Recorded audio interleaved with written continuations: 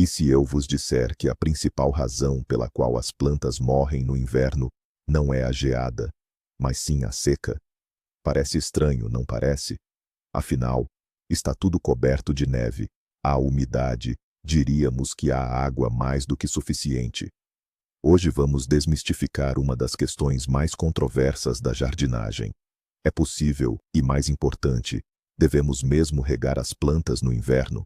Eu prometo que, no final deste vídeo, saberão exatamente como salvar as vossas adoradas tuias, macieiras e roseiras desta ameaça invisível, da qual muitos nem sequer desconfiam. Já agora, digam-me nos comentários: costumam regar o vosso jardim antes do inverno?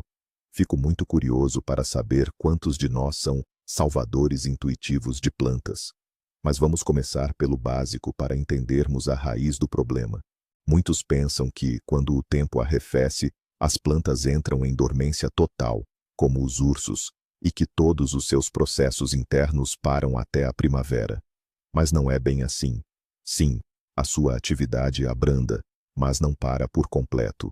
Isto é especialmente verdade para as plantas perenes, como as coníferas.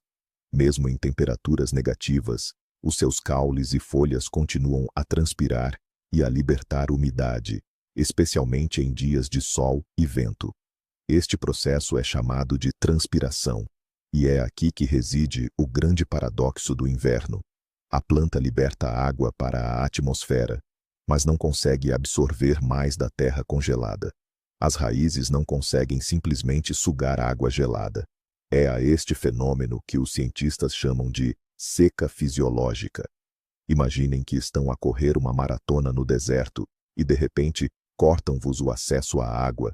É mais ou menos assim que a vossa tuia se sente num dia de sol em fevereiro, quando a terra está presa pelo gelo. É por isso que o nosso objetivo principal é criar antecipadamente uma reserva de água no solo que seja suficiente para aguentar toda a longa estação fria. Bem, vamos começar por derrubar o grande mito, o de que as plantas hibernam e não precisam de água no inverno. Como já vimos, isto é um erro. A vida ainda pulsa nelas, e a água é absolutamente essencial para a sua manutenção. O sistema radicular, mesmo em solo frio, continua a trabalhar lentamente, a não ser que as temperaturas atinjam níveis críticos. Mas o consumidor de umidade mais ativo no inverno é a parte aérea. O vento e o sol atuam como um secador de cabelo, ressecando os ramos, a casca e a folhagem. Se os tecidos da planta não tiverem hidratação suficiente, as células desidratam e morrem. Na primavera, vemos o resultado: folhagem amarelada, ramos secos, casca rachada. Culpamos as geadas por isto, quando, na verdade, são consequências da desidratação de inverno. Estão particularmente vulneráveis as plantas jovens, cujas raízes ainda não estão profundamente estabelecidas no solo, e as culturas perenes, que não perdem a sua folhagem e continuam a evaporar água durante todo o ano. Por isso, grave bem isto: as plantas bebem sempre, só que no inverno, este processo é muito mais lento e dificultado. Agora, vamos analisar em detalhe o que é o fenômeno da seca fisiológica. Este é um conceito crucial, sem o qual é impossível entender a lógica da rega de inverno. Imagine o cenário: é fevereiro e o sol brilha intensamente. A temperatura do ar pode estar a 10 ou até 15 graus negativos. A neve nos ramos e no solo reflete os raios solares, amplificando o seu efeito. As agulhas da tuia ou do pinheiro começam a aquecer. Quando aquecem, os estomas, aqueles poros microscópicos na superfície das agulhas, abrem-se e começam a evaporar umidade ativamente. Este é um processo natural, uma defesa contra o sobreaquecimento. A planta liberta água e envia um sinal às raízes: preciso de mais. Mas as raízes respondem: desculpa, mas está tudo congelado aqui. A água está em estado de gelo e não conseguimos absorvê-la. O resultado é um desequilíbrio brutal. Há perda de água, mas não há reposição. Consequentemente, a planta começa a secar por dentro. Está a esgotar as reservas internas que acumulou durante o outono. Se estas reservas forem pequenas, a planta chegará à primavera completamente desidratada. É disto que se trata a seca fisiológica, um estado onde a água existe no ambiente, mas está indisponível para ser utilizada pela planta. Mas como combater esta ameaça invisível? A resposta é simples e elegante: a rega de saturação.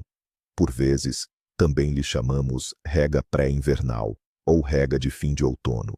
Essencialmente, é a última irrigação abundante que o jardim recebe antes do início das geadas persistentes.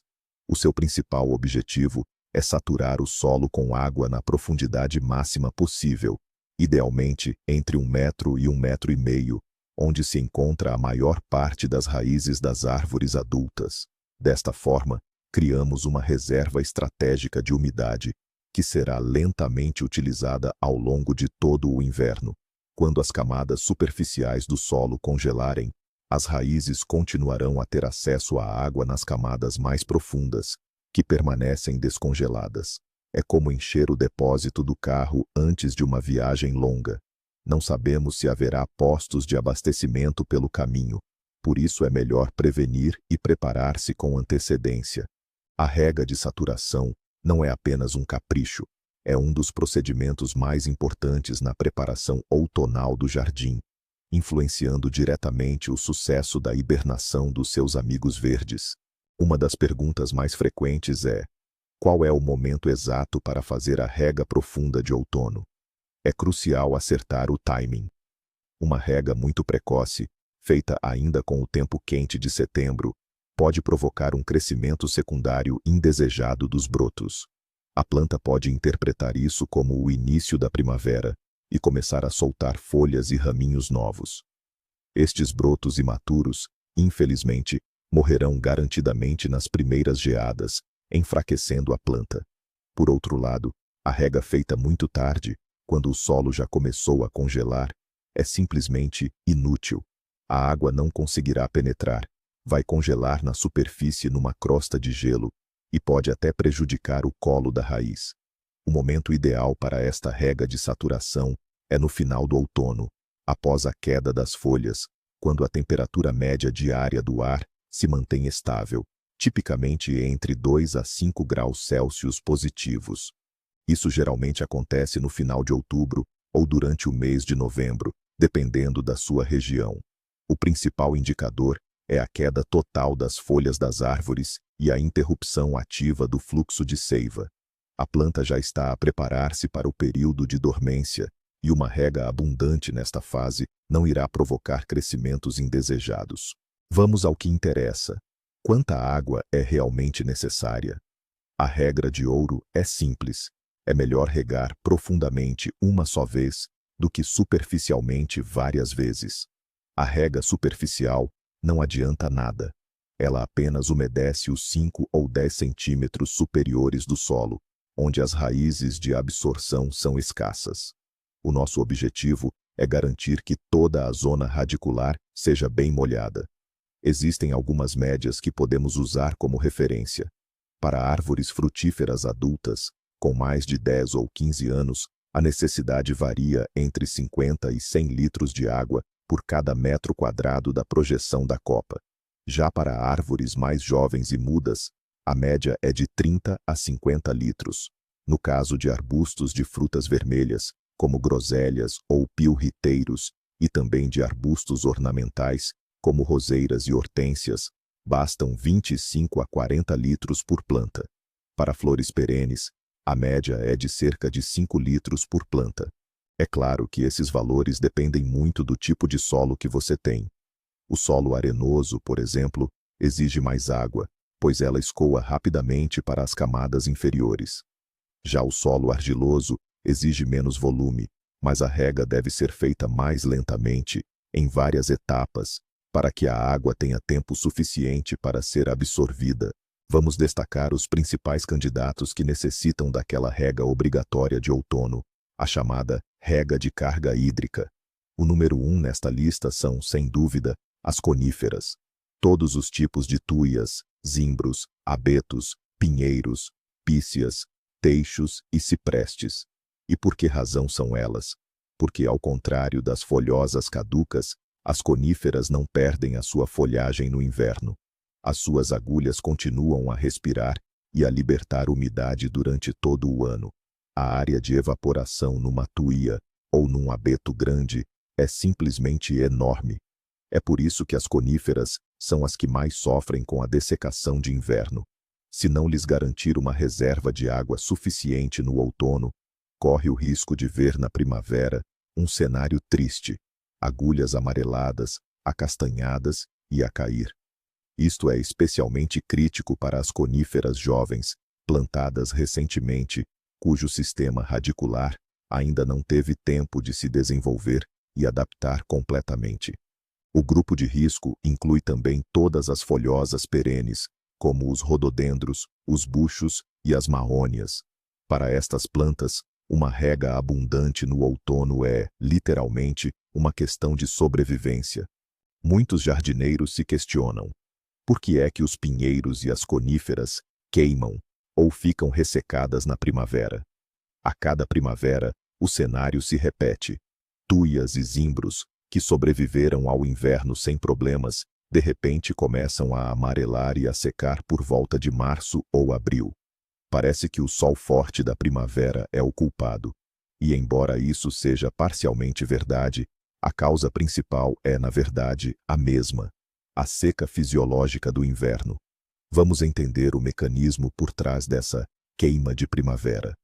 No final de fevereiro e em março, o sol já começa a aquecer com bastante intensidade. A cor escura da folhagem das agulhas contribui para o seu rápido aquecimento. A planta desperta, os processos de fotossíntese são ativados, e ela começa a evaporar a umidade ativamente. No entanto, as raízes ainda estão em solo congelado e não conseguem fornecer água para a parte superior. Surge o mesmo desequilíbrio que ocorre durante o inverno, mas de forma muito mais aguda. A planta literalmente queima-se a si própria de dentro para fora, gastando as últimas gotas de água. A proteção solar ajuda, claro, mas apenas diminui a intensidade da evaporação. Contudo, se tiver sido feita uma rega de hidratação profunda de qualidade no outono, a umidade acessível às raízes é retida nas camadas mais profundas do solo, e a planta pode compensar essa perda. Portanto, a queima na primavera não é uma queimadura solar no sentido estrito, mas sim o resultado de uma grave deficiência hídrica. E quanto às árvores de fruto?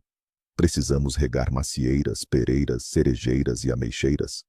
A resposta é definitivamente sim. Embora percam as folhas, o processo de transpiração ou perda de umidade continua ativo através da casca e dos ramos. Além disso, a água é essencial para que todas as reações bioquímicas terminem com sucesso, antes que a planta entre em dormência. Um solo bem umedecido também tem uma condutividade térmica superior. Isto significa que o calor das camadas mais profundas da terra demorará mais a dissipar-se e o solo não congelará tanto.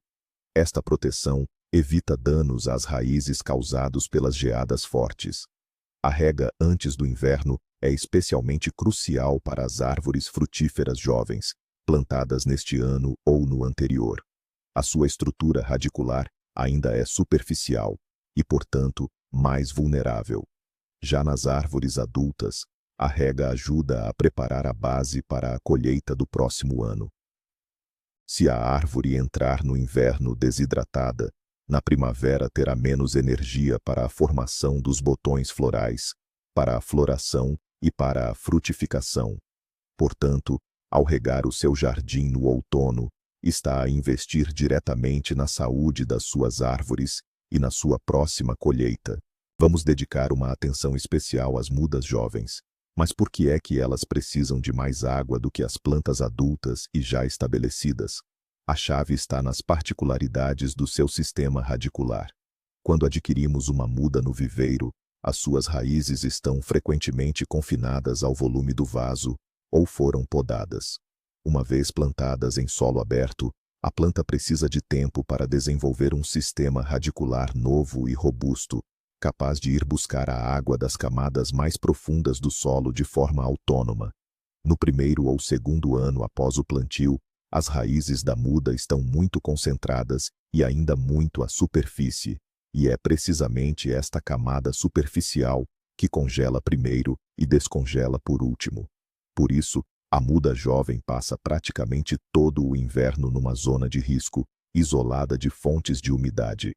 Uma rega profunda e abundante no outono, a chamada rega de saturação, cria à volta das suas raízes uma espécie de casulo de água que irá nutrir a planta e protegê-la do congelamento.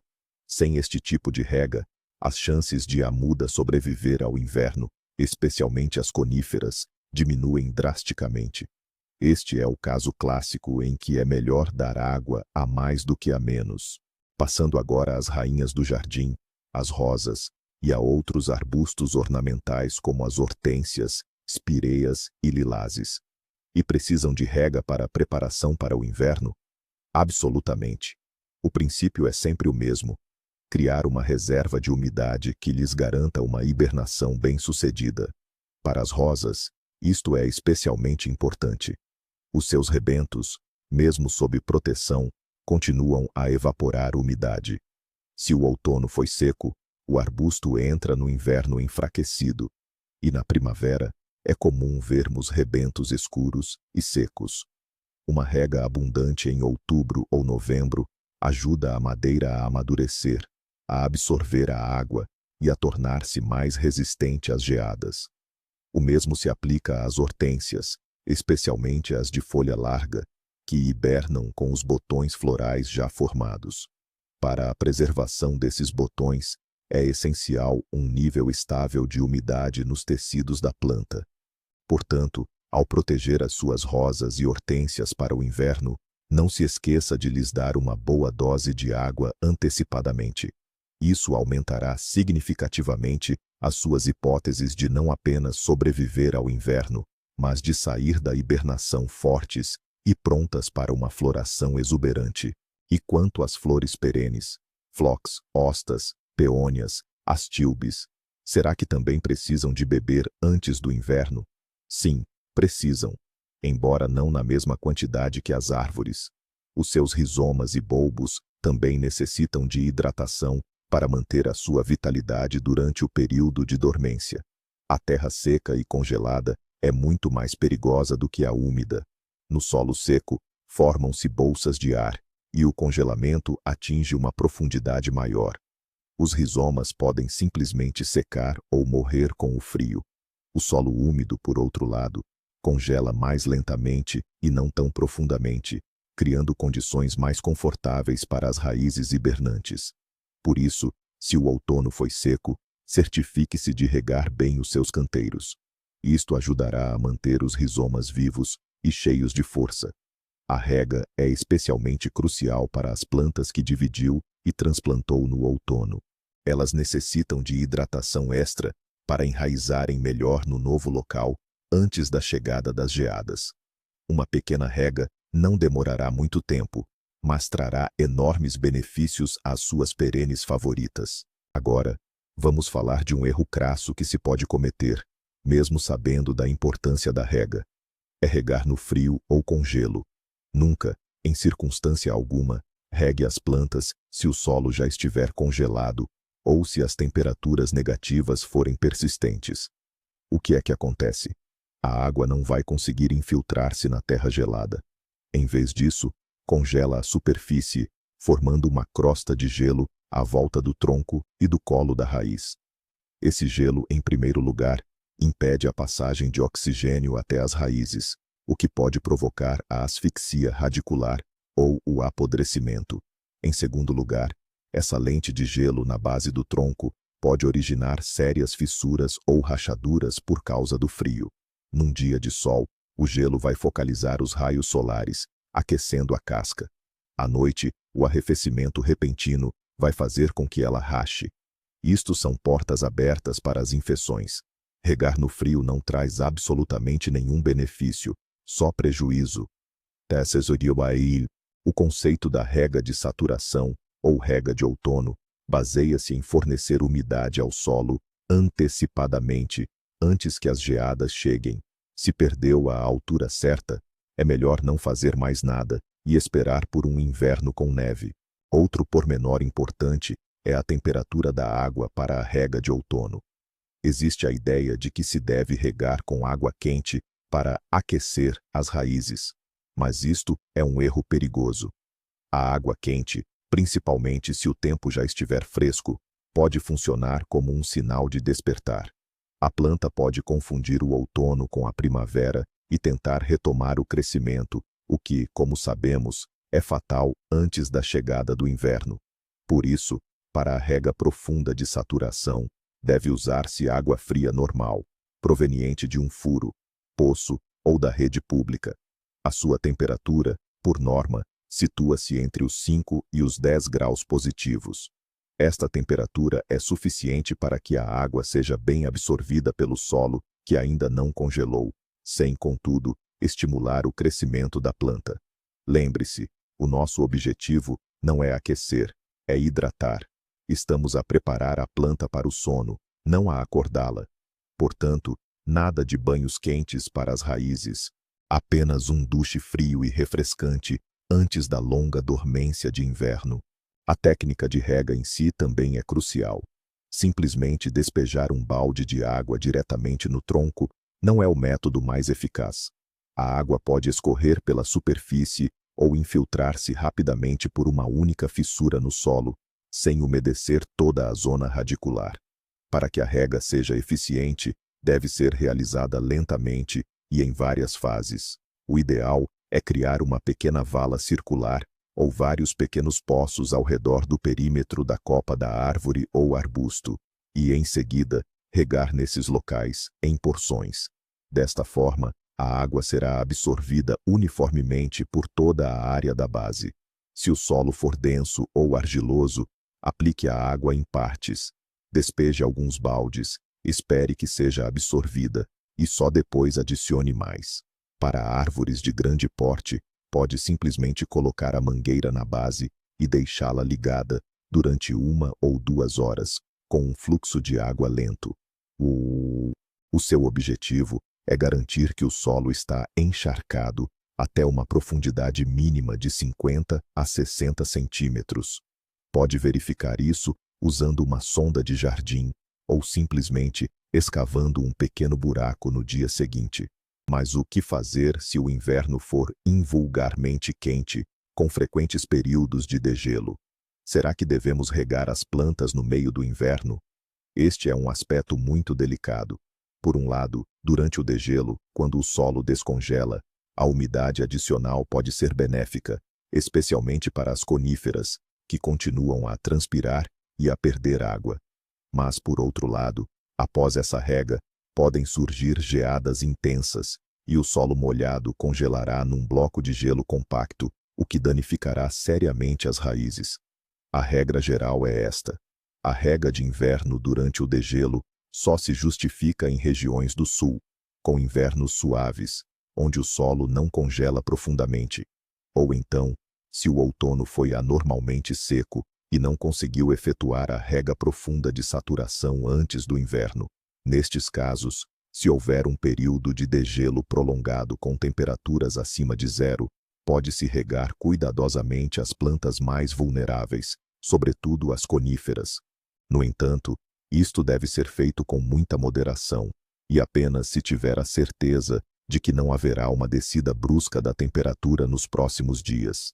No inverno, o grupo de maior risco é o das plantas em contentor que ficam no exterior. Falamos de hortênsias, tuias, roseiras e outras plantas perenes em vaso.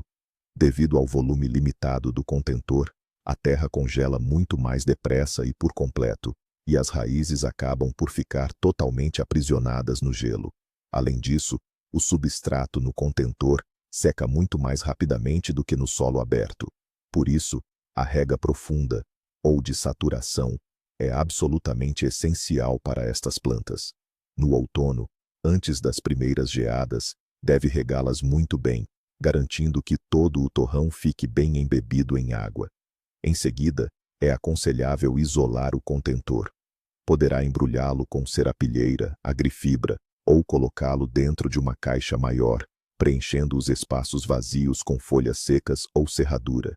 Isto irá atrasar o congelamento e evitar que o substrato seque demasiado rápido. Se houver períodos de degelo durante o inverno, as plantas em contentor podem e devem ser regadas adicionalmente, pois a sua reserva de umidade é muito limitada. Esta é a categoria de plantas que requer a nossa atenção constante e vigilante ao longo de todo o inverno.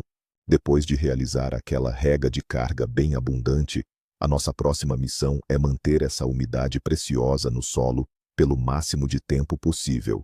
E o melhor aliado para isso é a cobertura do solo, a famosa mulching. Assim que a água for completamente absorvida, faça o mulching nos círculos das árvores com uma camada generosa de matéria orgânica. Pode ser turfa, composto, humus, casca de árvore triturada, folhas secas ou agulhas de pinheiro, a popular pinha.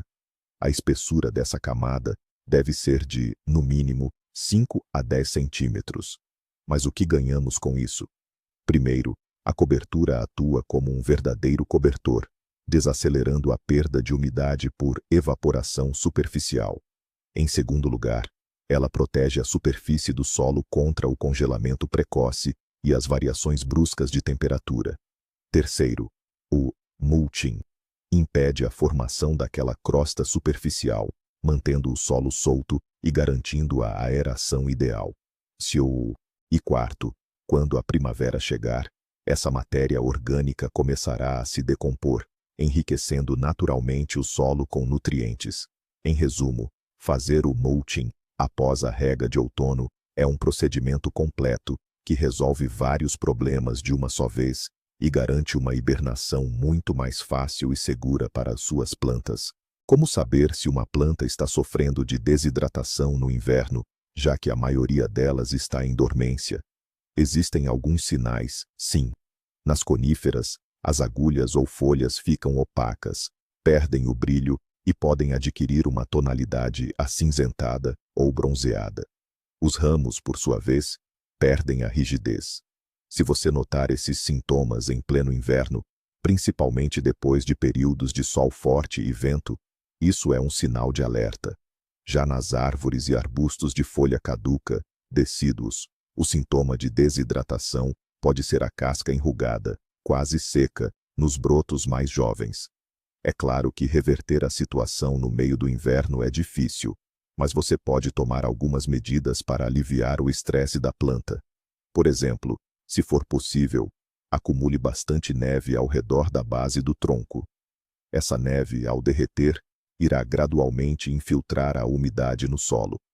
Outra medida é sombrear a planta, especialmente as coníferas, na face sul, utilizando uma tela de sombreamento ou tecido não tecido, agrofibra. Isso ajuda a reduzir a evaporação. É claro que essas ações não substituem uma rega de outono bem feita, mas certamente podem ajudar a planta a sobreviver e chegar saudável à primavera. Vamos imaginar a situação. O outono acabou. Você não fez aquela rega profunda de inverno e não preparou suas plantas. Chegou a primavera, a neve derreteu, e você percebe que suas tuias estão amareladas, e as rosas parecem secas e sem vida. O que fazer? Calma. Não precisa entrar em pânico, e muito menos pegar o podador imediatamente. O primeiro passo é hidratar urgentemente as plantas que sofreram. Assim que o solo descongelar, pelo menos na profundidade de uma pá, providencie uma rega abundante com água morna. A água morna, cerca de 30 a 40 graus Celsius, ajudará as raízes a despertarem rapidamente e a voltarem ao trabalho. Encharque muito bem o solo. Em seguida, você pode borrifar a copa com estimulantes de crescimento, como Epin ou Circon. Eles são essenciais para ajudar a planta a lidar com o estresse. Não tenha pressa em remover os galhos que parecem secos. Aguarde até maio ou junho. É muito comum que a planta, ao receber a umidade da primavera, encontre forças para soltar novos brotos, até mesmo em galhos que pareciam totalmente mortos.